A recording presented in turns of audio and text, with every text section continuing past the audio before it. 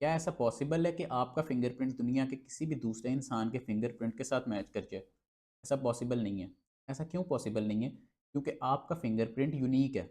वो फिंगरप्रिंट किसी और इंसान का नहीं हो सकता। ठीक है? क्या ऐसा हो सकता है कि आपकी एक ई-कॉमर्स वेबसाइट है, आपके पास एक ऑर्डर आता है, लेकिन उस ऑर्डर का कोई नाम ही नहीं है? ऑर्डर में कोई नाम ही नहीं है, सिर्फ ऑर्डर आया और आपके पास ऑर्डर रिसीव हो गया। ऐसा भी पॉसिबल नहीं है। लास्ट लेक्चर में हमने डिलीट और अपडेट करते हुए ये बात की कि एक रो को डिलीट करने के लिए हमें उसे टारगेट करना पड़ता है। उस रो को टारगेट करने के लिए हमारे पास एक कॉलम ऐसा होना चाहिए जिसकी वैल्यू बिल्कुल यूनिक हो, जिसकी वैल्यू डुप्लीकेट ना हो रही हो, ताकि हम उसको टारगेट करके उस पर डिलीशन या अपडेशन परफॉर्म कर सकें। क्या हम कोई ऐसा तरीका लगा सकते हैं? लेकिन अभी तक जो हमने टेबल्स बनाए हैं, अगर मैं अपनी डेटाबेस को यूज़ करूँ, यूज़ स्कूल, इसके अंदर मेरे पास एक स्टूडेंट्स नाम का टेबल है। स्टूडेंट्स नाम के टेबल में मेरे पास डेटा मौजूद है। मेरे पास स्टूडेंट आईडी 7 है। क्या मैं दोबारा से ये आईडी एंटर कर सकता हूँ? करके देख लेते हैं। Student ID, student name, class, section, grade, roll number, date of birth की वैल्यूज़ में क्या आ जाएगा? स्टूडेंट आईडी में 7 दोबारा से एंटर कर रहा हूँ क्योंकि 7 पहले से डेटाबेस के अंदर मौजूद है। नेम हमारा आ गया, क्लास, क्लास भी 7 कर लेते हैं, सेक्शन रेड कर लेते हैं, ग्रेड कौन सा है? ग्रेड इसका बी है। रोल नंबर क्या है? रोल नंबर 2 है। ठीक है। डेट ऑफ बर्थ क्या है? डेट ऑफ बर्थ इसकी हम कर लेते हैं 2010 9 12। क्या ये रिकॉर्ड एंटर होगा? ये रिकॉर्ड सक्सेसफुली एंटर हो गया, जबकि ये रिकॉर्ड एंटर नहीं होना चाहिए था। क्यों नहीं होना चाहिए था?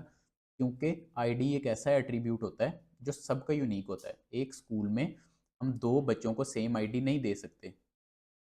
तो किस तरह हम आईडी को यूनिक बना सकते हैं? किस तरह हम किसी कॉलम को ये एट्रीब्यूट दे सकते हैं कि वो कभी भी खाली नहीं रह सकता? जब भी आप डेटा एंटर करें, अगर हम उसको खाली छोड़ दें तो वो खाली ना रहे, वो खाली ना रहे।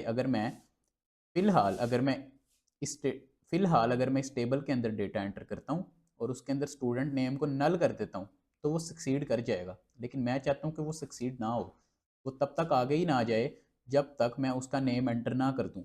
तो क्या कोई ऐसे तरीके मौजूद हैं जिनसे हम ये फंक्शंस परफॉर्म कर सकते हैं कि हम किसी को यूनिक आईडी दे सकें या फिर किसी को नॉट नल कर सकें, कि उसको नल नहीं छोड़ा जा सकता? बिल्कुल हैं। उन्हीं को हम एसक्यूएल के अंदर कॉन्स्ट्रेंट्स कहते हैं। क्या होती हैं कॉन्स्ट्रेंट्स? कॉन्स्ट्रेंट एक ऐसी रिस्ट्रिक्शन को कहते हैं जो किसी कॉलम पे लगाई जाती है। कॉन्स्ट्रेंट एक ऐसी रिस्ट्रिक्शन होती है जो किसी टेबल के किसी स्पेसिफिक कॉलम पे लगाई जाती है। और कॉन्स्ट्रेंट्स कितनी तरह की होती हैं और किस तरह यूज़ होती हैं, वो हम आज की वीडियो में देखेंगे। सबसे पहली कॉन्स्ट्रेंट होती है यूनिक कॉन्स्ट्रेंट। यूनिक कंस्ट्रेंट का मतलब कि जिस कॉलम पर मैंने यूनिक कंस्ट्रेंट लगा दी, उसकी वैल्यू डुप्लीकेट नहीं हो सकती। जब मैंने स्टूडेंट आईडी पर यूनिक कंस्ट्रेंट लगा दी है और एक दफ़ा स्टूडेंट आईडी 1 एंटर कर चुका हूँ, तो मैं दोबारा पूरे टेबल में स्टूडेंट आईडी 1 एंटर नहीं कर सकता। जिस कॉलम पर यूनिक कंस्ट्रेंट लगी हो, उसकी वैल्यू कभी भी डुप्लीकेट नहीं हो सकती। इस कॉलम पर यूनिक कंस्ट्रेंट लगती है, उसकी वैल्यू हम कभी कभी डुप्लीकेट नहीं कर सकते। लगा के देख लेते हैं कि यूनिक कंस्ट्रेंट किस तरह लगाई जाती है। मैं एक क्रिएट करता हूँ table, create table, new students के नाम से मैंने एक टेबल क्रिएट कर लिया। इसके अंदर मैंने ले ली आईडी इंट में, उसके बाद मैंने ले लिया नेम वारचार में, वारचार 40। उसके बाद मैंने क्या ले लिया? उसके बाद मैंने क्लास ले ली इंट में। मैं चाहता हूँ कि आईडी यूनिक हो। जब मैंने एक दफ़ा एक आईडी एंटर कर दी, मैं वो आईडी दोबारा एंटर ना कर सकूँ, तो इंट के बाद मैं लिखूँगा यूनिक। तो इस पर यूनिक कंस्ट्रेंट अप्लाई हो जाएगी। इसको मैं एग्जीक्यूट करता हूँ तो मेरे पास एक टेबल बन चुका है न्यू स्टूडेंट्स के नाम से। मैं अगर शो टेबल्स के अंदर जाऊँ तो मेरे पास वो टेबल बन जाना चाहिए। मेरे पास एक नया टेबल बन चुका है न्यू स्टूडेंट्स के नाम से। न्यू स्टूडेंट्स वाले टेबल में जाते हैं, रिफ्रेश ऑल, टेबल्स के अंदर न्यू स्टूडेंट्स नाम का एक टेबल बन चुका है। ठीक है। एग्जीक्यूट। न्यू स्टूडेंट्स को हम रिफ्रेश करते हैं, select static from new students, run करते हैं। हमारे पास क्या आ रहा है? कुछ भी नहीं आ रहा, आईडी, नेम और क्लास। एसक्यूएल को रीस्टार्ट कर लिया। अब दोबारा से स्कूल्स के अंदर जाते हैं, स्कूल डेटाबेस के अंदर जाते हैं। उसके बाद टेबल्स के अंदर हमारे पास न्यू स्टूडेंट्स नाम का टेबल मौजूद है। अब इसकी इन्फॉर्मेशन यहाँ आ रही है। कॉलम्स में क्या है? आईडी, नेम और क्लास। अगर आप आईडी को गौर से देखें तो आईडी बोल्ड हुई है, इसका मतलब कि आईडी पर कोई कंस्ट्रेंट लगी हुई है। मैं इस टेबल के अंदर कुछ डेटा इंसर्ट करता हूँ। Insert into new students. क्या इंसर्ट करना है? सबसे पहले क्या है? आईडी है, फिर क्या है? नेम है, उसके बाद क्लास है। वैल्यूज़ क्या देनी है? आईडी 1, नेम अमार, और क्लास क्या है? क्लास इसकी है 10। ठीक है, एक दफ़ा इसको एंटर करते हैं। क्या ये एंटर हो गया? बिल्कुल हो गया। मैं करता हूँ सिलेक्ट डायरेक्ट फ्रॉम स्टूडेंट्स। क्या मेरे पास डेटा एंटर हो गया? Okay, new students. क्या मेरे पास डेटा एंटर हो चुका है? बिल्कुल हो चुका है। अब मैं एक और डेटा एंटर करता हूँ, इंसर्ट इनटू न्यू स्टूडेंट्स। इसके अंदर आईडी आ गई, नेम आ गई, नेम आ गया और क्लास आ गई। वैल्यूज़ में क्या आएगा? आईडी में दोबारा से 1 एंटर करने की कोशिश करता हूँ। आईडी दोबारा से 1 एंटर की और क्लास 11 दे दी। आपने गौर इस बात पे करना है कि मैंने आईडी 1 एंटर कर दी हुई है, उसके बाद मैं दोबारा से आईडी 1 एंटर करने की कोशिश कर रहा हूँ। अब हम एक्शन आउटपुट पर ज़रा गौर करेंगे, और जैसे ही मैं एग्जीक्यूट करूँगा मेरे पास एक एरर आ रहा है। क्या एरर आ रहा है? डुप्लीकेट एंट्री 1 और की new students dot I D. वो कह रहा है कि न्यू स्टूडेंट्स के अंदर आप आईडी एंटर करने की कोशिश कर रहे हैं, जो कि डुप्लीकेट एंट्री है। एक दफ़ा वो पहले एंट्री हो चुकी है, अब दोबारा से एंट्री करने की आप कोशिश कर रहे हैं। ठीक है, ये एरर क्यों आ रहा है? क्योंकि मैंने इस पर यूनिक कंस्ट्रेंट लगा रखी है। इसकी इसकी एंट्री डुप्लीकेट नहीं हो सकती, इसकी वैल्यू कभी डुप्लीकेट नहीं होगी टेबल के एंड तक। इस टेबल में 1,00,000 रिकॉर्ड्स भी आ जाएं तो आईडी यूनिक ही रहेगी, आईडी कभी डुप्लीकेट नहीं होगी। ठीक है, उसके बाद नेक्स्ट कंस्ट्रेंट है not null. Not null constraint क्या होता है? जिस कॉलम पर नॉट नल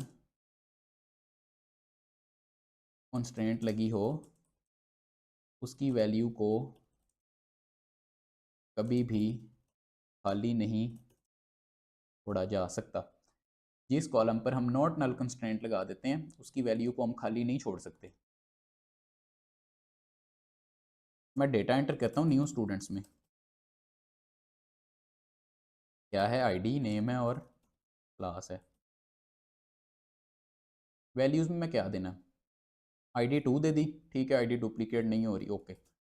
अमार दे दिया, अमार नहीं देते। क्लास मैंने दे दी इसको 10, लेकिन 10 क्लास देने से पहले मैंने नेम क्या दिया?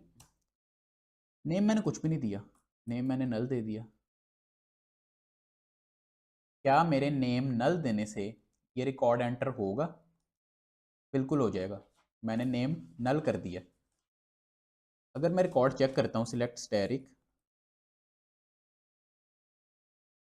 फ्रॉम न्यू स्टूडेंट्स, मेरे पास रिकॉर्ड में क्या आ रहा है? आईडी 1 नेम अमार क्लास 10, आईडी 2 नेम नल और क्लास 10।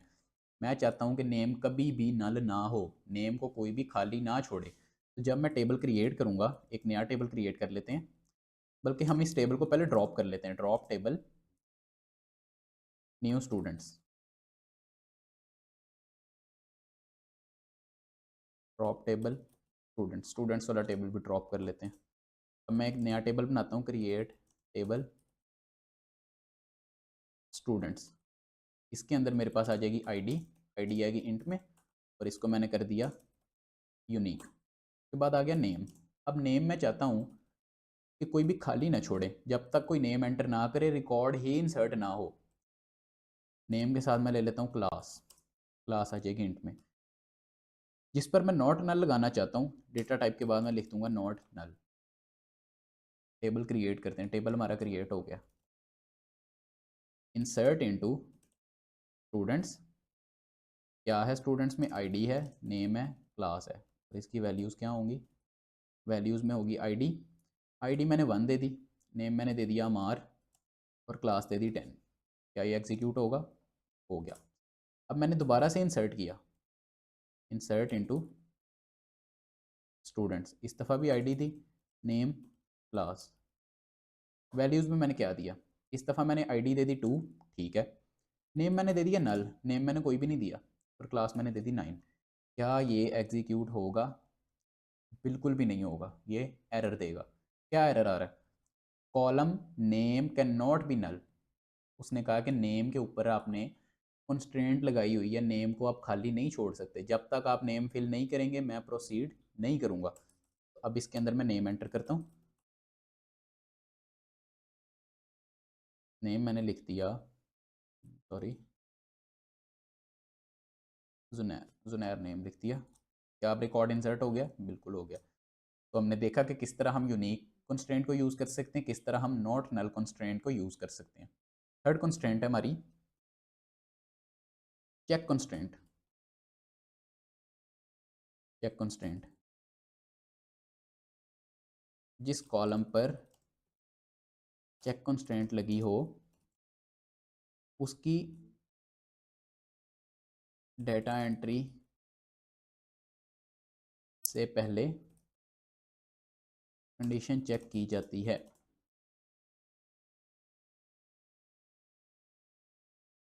अगर कंडीशन ट्रू हो तो ही डेटा एंटर होता है। क्या मतलब, दोबारा से नया टेबल बना लेते हैं, पिछला टेबल मैं ड्रॉप कर देता हूँ, टेबल ड्रॉप हो गया।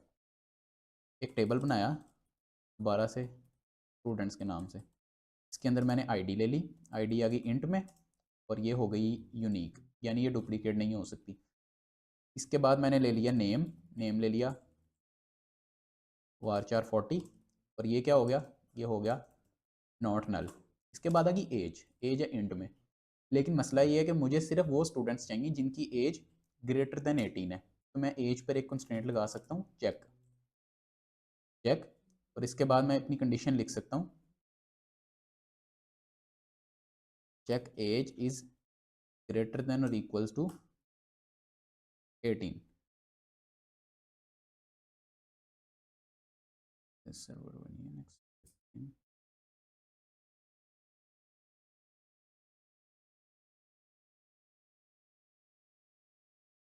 Check age is greater than equals to 18। अगर तो एज 18 साल से ज़्यादा है या 18 के बराबर है तो ही डाटा एंटर होगा। टेबल क्रिएट कर लेते हैं, इस टेबल के अंदर एंट्री करने की कोशिश करते हैं, इंसर्ट इनटू स्टूडेंट्स, क्या आ गया, आईडी, नेम और एज। वैल्यूज़ में आईडी 1, नेम अमार, एज में देता हूँ 19। क्या ये डाटा इंसर्ट होगा, बिल्कुल हो जाएगा, डाटा इंसर्ट हो गया। लेफ्ट स्टैरिक फ्रॉम स्टूडेंट्स, क्या डेटा आ रहा है, बिल्कुल आ रहा है। अब मैं दोबारा से डेटा इंसर्ट करता हूँ, इस दफ़ा आईडी आ गई, नेम और एज, लेकिन इस दफ़ा जब मैंने वैल्यूज़ दी, वैल्यूज़ में आईडी आ गई 2, ठीक है, नेम आ गया जुनैर, ठीक है, वैलिड है, लेकिन एज इस बार मैं क्या देता हूँ, एज में दे देता हूँ 10। क्या 10 18 के बराबर है, नहीं। क्या 10 18 से बड़ा है, नहीं, यानी कि कंडीशन फॉल्स हो रही है। जैसे ही मैं इसको एग्जीक्यूट करूँगा मेरे पास एरर आएगा। क्या एरर आ रहा है, चेक कंस्ट्रेंट इज़ वायलेटेड, आपने चेक कंस्ट्रेंट को वायलेट किया है। चेक कंस्ट्रेंट ये चेक कर रहा है कि आपकी एज 18 के बराबर होनी चाहिए या 18 से बड़ी होनी चाहिए, लेकिन आपकी एज तो 18 से कम है। तो आपकी चेक कंस्ट्रेंट की वायलेशन की वजह से आपका डेटा एंटर नहीं हो रहा। इसके बाद बात करते हैं नेक्स्ट कंस्ट्रेंट की। अगली कंस्ट्रेंट है डिफ़ॉल्ट कंस्ट्रेंट, जिस कॉलम पर डिफ़ॉल्ट कंस्ट्रेंट लगी हो उसमें कोई डेटा एंटर ना करो तो वो डिफ़ॉल्ट डेटा को पिक कर लेता है। क्या मतलब, अभी बताते हैं। टेबल ड्रॉप कर लेते हैं, उसके बाद दोबारा से टेबल क्रिएट कर लेते हैं। आईडी ले ली, आईडी इंट और यूनिक, उसके बाद नेम आ गया var 40 और ये क्या आ गया नॉट नल। इसके बाद आ गई एज, एज के ऊपर हमने चेक लगाया था, चेक क्या लगाया था, age is greater than equals to 18, ठीक हो गया।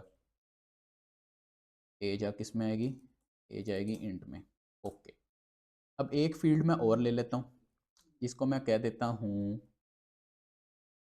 इज़ एक्टिव, इज़ एक्टिव, ये किस में आएगी, ये आ जाएगी यस और नो में, यस और नो में, यानी कि 4 3, या ये यस होगा या ये नो होगा। इसके साथ मैं लिख देता हूँ डिफ़ॉल्ट, डिफ़ॉल्ट इसकी वैल्यू क्या है यस, डिफ़ॉल्ट वैल्यू यस है, लेकिन अगर कोई नो कर देता है इसका मतलब वो एक्टिव नहीं है, वो एक्सप्लिसिटली उसको नो कर रहा है। डिफ़ॉल्ट वैल्यू यस है, ठीक है, क्रिएट हो गया। ID name age is active, insert into students ID name age, और उसके बाद क्या है, उसके बाद है हमारे पास इज़ एक्टिव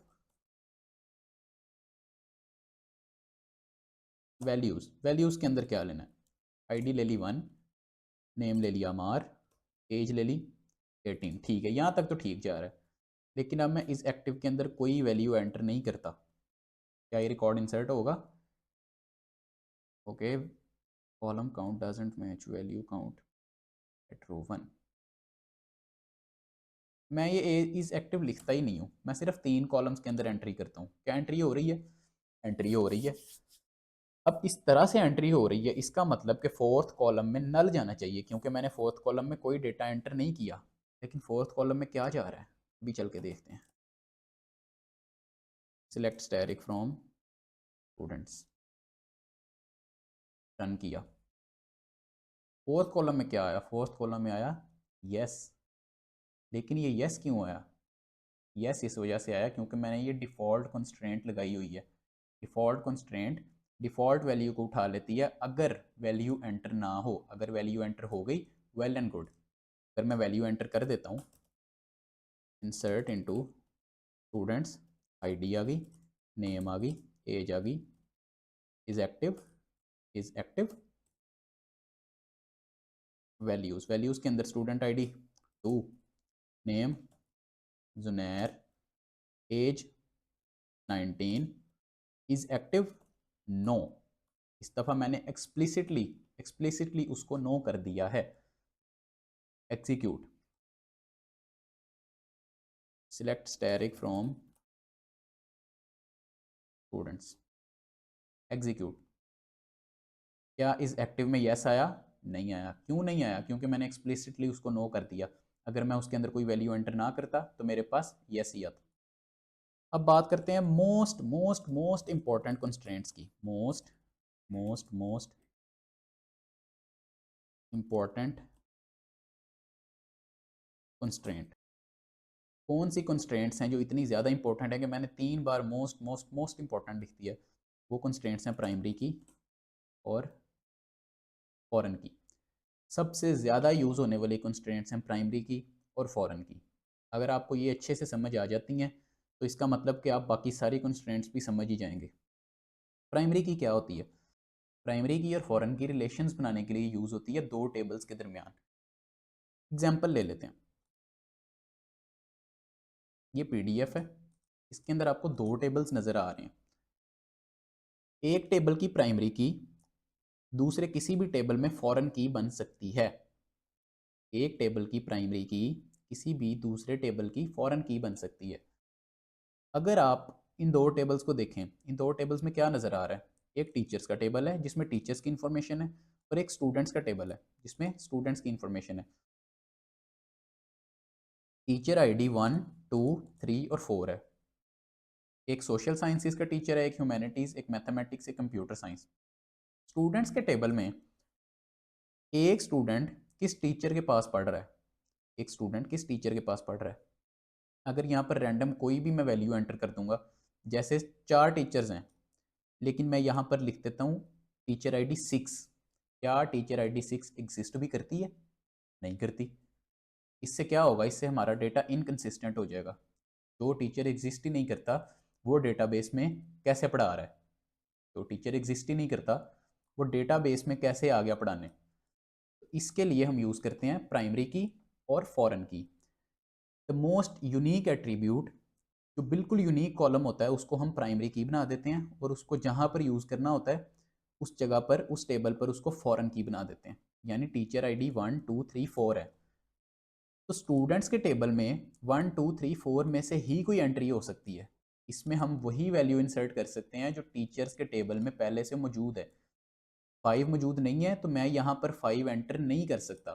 6 मौजूद नहीं है तो मैं टीचर आईडी की जगह 6 एंटर नहीं कर सकता। मैं सिर्फ वो आईडी एंटर कर सकता हूँ जो टीचर्स के टेबल में मौजूद है। क्यों?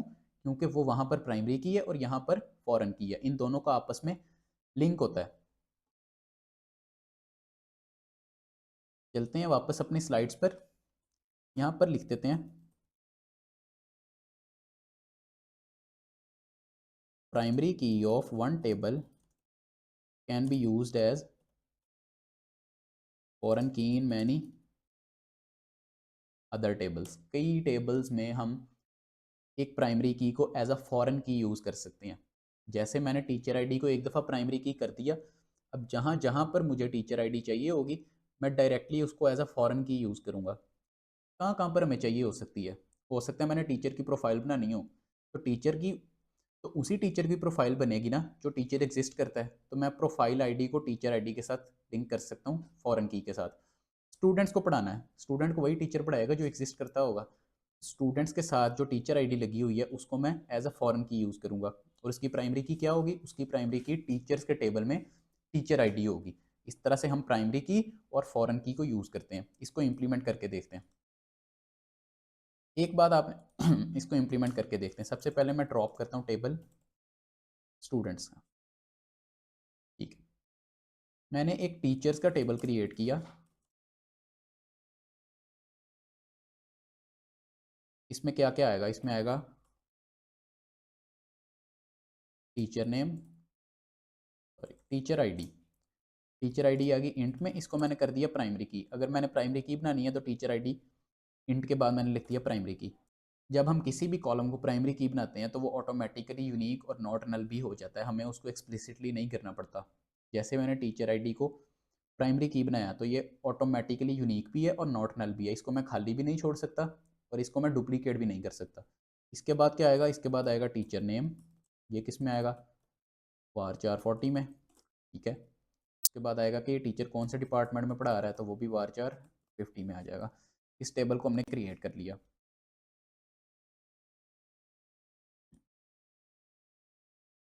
टेबल टीचर्स, अच्छा टीचर्स नाम का टेबल पहले से ही एग्जिस्ट करता है, पहले उसको ड्रॉप कर लेते हैं। ड्रॉप टेबल टीचर्स, टीचर्स नाम का टेबल ड्रॉप कर दो प्लीज़। अब हम दोबारा से टीचर्स नाम का टेबल क्रिएट करते हैं। हमारा टेबल क्रिएट हो गया। इसके अंदर हम वैल्यूज़ इंसर्ट करते हैं। टीचर आईडी, टीचर नेम और डिपार्टमेंट।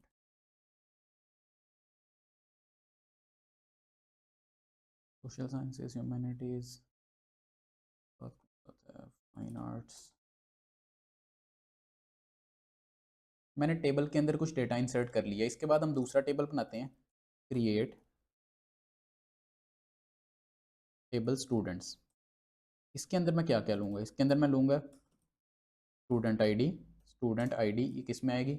इंट में आएगी, और इसको मैं बना देता हूँ प्राइमरी की, क्योंकि इसको मैं किसी और टेबल में as a foreign key use करूँगा। उसके बाद आएगा स्टूडेंट नेम, ये आएगा वार 450 में। ठीक हो गया। उसके बाद हमने क्या लेना है? उसके बाद हम ले लेते हैं टीचर आईडी, जिस टीचर ने इसको पढ़ाना है। टीचर आईडी ये भी आ जाएगी इंट में। अब टीचर आईडी को मैंने as a foreign key use करना है। टीचर आईडी वही आनी चाहिए जो टीचर्स के टेबल में एग्जिस्ट करती है। तो इसके आखिर में मैं लिखूँगा फॉरेन की, फॉरेन की। उसके बाद मैं नाम दूंगा फॉरेन की का, जो नाम है एफ़ के, मतलब फॉरेन की, और कोई भी नाम दे सकता हूँ, लाजमी नहीं है एफ़ के अंडरस्कोर ही देना, कोई भी दे सकते हैं एफ़ के टीचर आईडी। ठीक है, उसके बाद आपने ब्रैकेट्स में लिखना है कि किस कॉलम पर आप फॉरेन की लगाना चाहते हैं। मैं टीचर आईडी पर लगाना चाहता हूँ। इसके बाद आएगा रेफरेंसेस। रेफरेंस क्या है इसका? इसका रेफरेंस है टीचर्स वाले टेबल में टीचर आईडी मौजूद है। ठीक है, जब भी किसी कॉलम को फॉरेन की बनाना है, उस कॉलम को लिख के टेबल के एंड पर आपने लिखना है फॉरेन की का नाम दे देना है। उसके बाद ब्रैकेट्स में लिखना है कौन से कॉलम पर लगानी है, देन रेफरेंसेस लिख के टेबल का नाम जहाँ से आपने प्राइमरी की लेनी है, और ब्रैकेट में उस कॉलम का नाम जो प्राइमरी की है।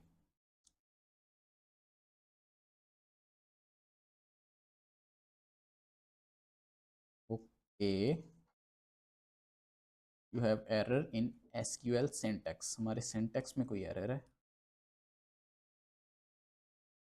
स्पेस देनी थी, स्पेस मैंने दे दी। हमारा एक टेबल क्रिएट हो चुका है जिसमें फॉरेन की बन चुकी है टीचर आईडी पर। इसके अंदर डेटा इंसर्ट करना इंटरेस्टिंग है।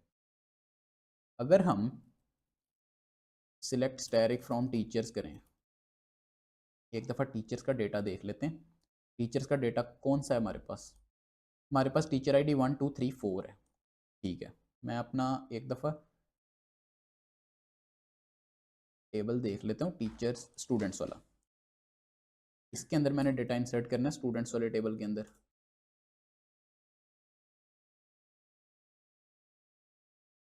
इसके अंदर क्या आएगा?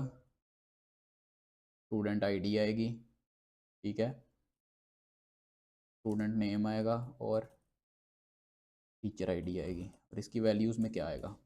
वैल्यूज़ में आएगी स्टूडेंट आईडी 1, स्टूडेंट नेम आ जाएगा जुनैर। ठीक है, इसके बाद क्या करना है? टीचर आईडी इंटरेस्टिंग है। टीचर कितने मौजूद हैं हमारे पास? टीचर आईडी 1 है, 2 है, 3 है और 4 है। 3 एंटर करके देखते हैं क्या ये एंटर हो जाएगा। एक्शन आउटपुट ऑन कर लेते हैं। ओके, एंटर हो गया। अब हम नाम चेंज करते हैं। इस दफ़ा मैं इसको करता हूँ बिलाल, आईडी हो जाएगी 2। और अब मैं वो आईडी एंटर करूँगा जो टीचर्स के टेबल में एग्जिस्ट नहीं करती। क्या ये डेटा एंटर होगा? क्या ये डेटा एंटर होगा? ये डेटा एंटर नहीं होगा। Execute error. क्या एरर है? Can not add or update a child row, a foreign key constraint is violated. आपने फॉरेन की कंस्ट्रेंट को वायलेट किया है। पेरेंट टेबल यानी प्राइमरी की वाले टेबल में आईडी 5 मौजूद नहीं है, जिसको आप चाइल्ड टेबल में यूज़ करने की कोशिश कर रहे हैं। You are violating the foreign key constraint. तो ये डेटा एंटर नहीं होगा। इसमें सिर्फ वही डेटा एंटर होगा जो प्राइमरी की वाले टेबल में, प्राइमरी की वाले कॉलम के अंदर मौजूद है। प्राइमरी की वाला कॉलम कौन सा? Teacher ID. टीचर आईडी कितनी मौजूद है? 1 2 3 और 4। हम यहाँ पर क्या एंटर कर रहे हैं? 5। अगर मैं यहाँ पर 5 एंटर करना चाहता हूँ, इसको मैं कॉपी कर लेता हूँ। सबसे पहले मुझे टीचर के अंदर इंसर्ट करना पड़ेगा। Insert into teachers. टीचर्स के टेबल में क्या क्या मौजूद है? टीचर आईडी है, टीचर नेम है और डिपार्टमेंट है। और इसकी वैल्यूज़ में क्या क्या आ रहा है? वैल्यूज़ में आ रही टीचर आईडी में 5 एंटर कर देता हूँ। टीचर नेम इस बार कर लेते हैं हसन शाह, और डिपार्टमेंट इसका आ जाएगा इस बार इलेक्ट्रिकल इंजीनियरिंग। टीचर्स के अंदर डेटा एंटर हो गया। अब टीचर्स के अंदर आईडी 5 आ चुकी है। अब अगर मैं स्टूडेंट्स के अंदर आईडी 5 एंटर करूँगा तो ये सक्सेसफुली एंटर हो जाएगा। मुझे उम्मीद है कि आपको प्राइमरी की और फॉरेन की अच्छे से समझ आ गई होगी। इनको हम रिलेशंस बनाने के लिए यूज़ करते हैं। जब तक प्राइमरी की वाले कॉलम में डेटा मौजूद नहीं होगा, उसको हम as a foreign key use नहीं कर सकते। एक प्राइमरी की को कितने भी टेबल्स में as a foreign key use कर सकते हैं, लेकिन जब तक सारी फॉरेन कीज़ रिमूव ना हो और एक भी फॉरेन की लगी हो, तो उस फॉरेन की लगी हो तो प्राइमरी की वाला कॉलम या प्राइमरी की वाला टेबल डिलीट नहीं किया जा सकता। ऐसा क्यों है? ऐसा इसलिए क्योंकि फॉरेन की तो प्राइमरी की पर डिपेंडेंट है। प्राइमरी की पेरेंट है, फॉरेन की चाइल्ड है। अगर हम पेरेंट को ही ख़त्म कर देंगे तो चाइल्ड के पास जो सारी इन्फॉर्मेशन है वो कहाँ जाएगी? इसलिए जब तक हम सारी फॉरेन कीज़ को रिमूव नहीं करते, तब तक हम प्राइमरी की वाला कॉलम या प्राइमरी की वाला टेबल डिलीट नहीं कर सकते। अब तक तो आपको सारी समझ आ गई होगी कि प्राइमरी की क्या होती है और फॉरेन की क्या होती है। अगर अभी भी आपका कोई क्वेश्चन है तो आप कमेंट सेक्शन में पूछ सकते हैं। मैं पूरी कोशिश करूँगा कि उसको ज़रूर आंसर करूँ। मिलते हैं नेक्स्ट लेक्चर में, तब तक के लिए अल्लाह हाफ़िज़।